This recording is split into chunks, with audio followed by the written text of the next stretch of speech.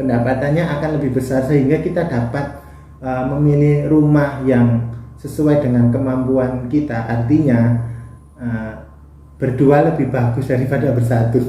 Itu aja sih konco-konco.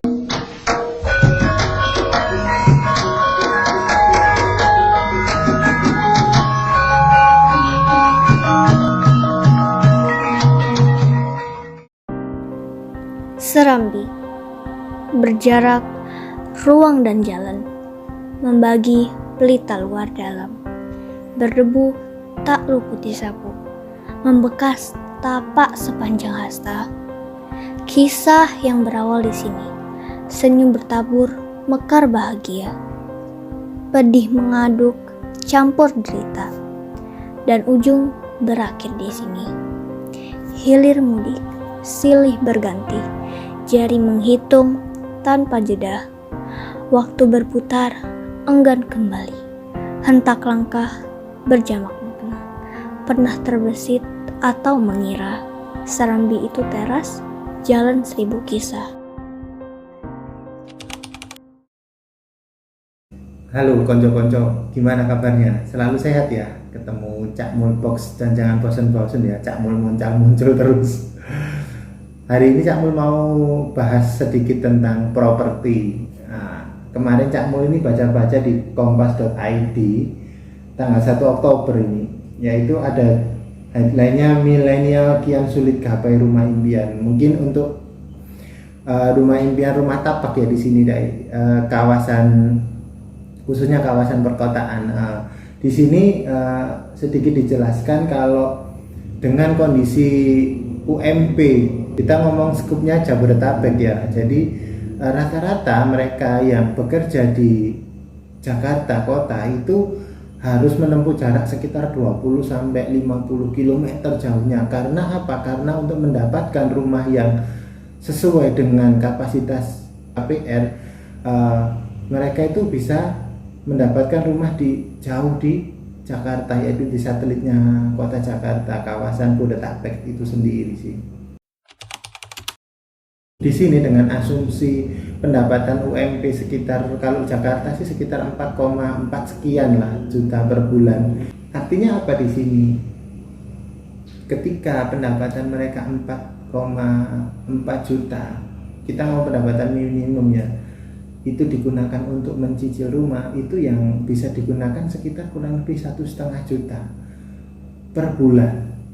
Jadi kalau 1,5 juta itu maksimal kredit KPR yang diberikan 15 tahun, kira-kira rumahnya itu yang didapat senilai sekitar 160 sampai 200 juta lah konco-konco.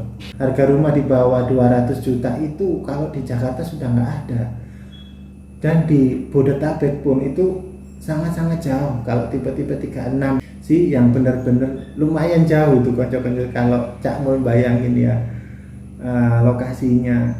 Jadi mereka harus berjuang subuh ya, naik KRL. Kalau kawasannya memang dekat dengan lintasan atau stasiun kereta api, atau menggunakan angkutan umum. Kalau kendaraan pribadi kayaknya pasti yang satu lebih capek karena harus bawa sendiri, yang kedua harus fit kondisinya setiap hari, dan itu kalau menurut Cak Mul sangat-sangat mustahil. Yang realistis sih pasti menggunakan transportasi umum seperti itu sih, baik bus, MRT, LRT, atau moda yang lain sih untuk menuju tempat pekerjaannya.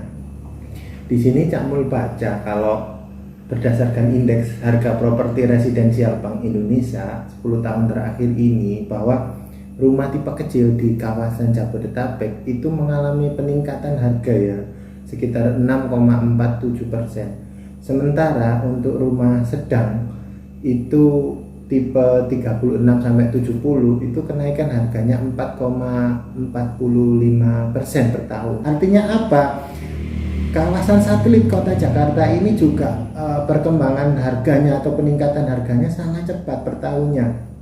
Jadi gimana teman-teman milenial untuk mendapatkan rumah itu, baik yang masih single ya atau sudah berkeluarga itu mungkin sangat berat ya. Ini menurut Cak Mul ya, pandangan Cak Mul. Untuk yang single sih masih oke ya, mungkin bisa mengganti rumah landed itu ke vertical properti ya, itu apartemen yang harganya mungkin relatif lebih terjangkau ya. Kalau di Jakarta atau di pinggiran Jakarta itu masih masuk akal sih, mungkin masih 200 juta itu masih dapat.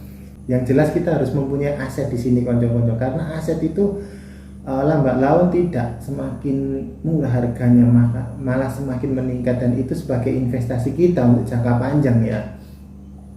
Dan yang kedua untuk para jomblo-jomblo ini ya, menikahlah. Itu kalau menikah ada yang namanya joint income lah. Di dalam joint income itu kita bisa menambah kapasitas untuk kemampuan bayar kita pada saat kita mengajukan pembelian rumah melalui bank.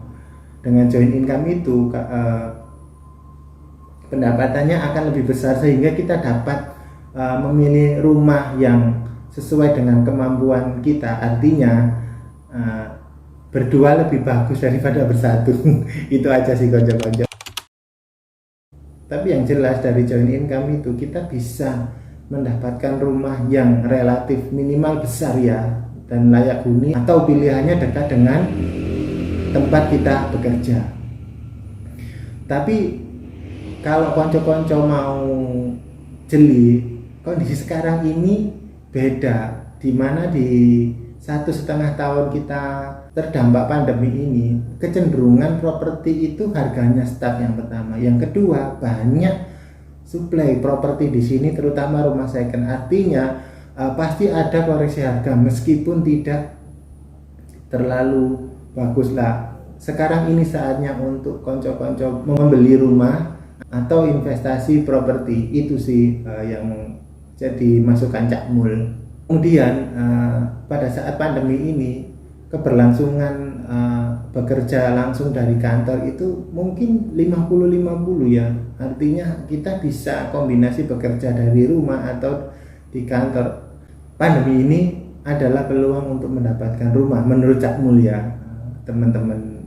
Di sini pemerintah tidak tinggal diam dalam menyikapi kondisi pandemi ini. Cak Mul baca di sini bahwa pajak pertambahan nilai untuk rumah di bawah 2M itu dihapus oleh pemerintah. Artinya kita tidak membayar pajak di sini ya untuk pembelian rumah di bawah harga 2 miliar. Jadi pesannya Cak Mul di sini, properti itu adalah kebutuhan pokok yang harus kita penuhi.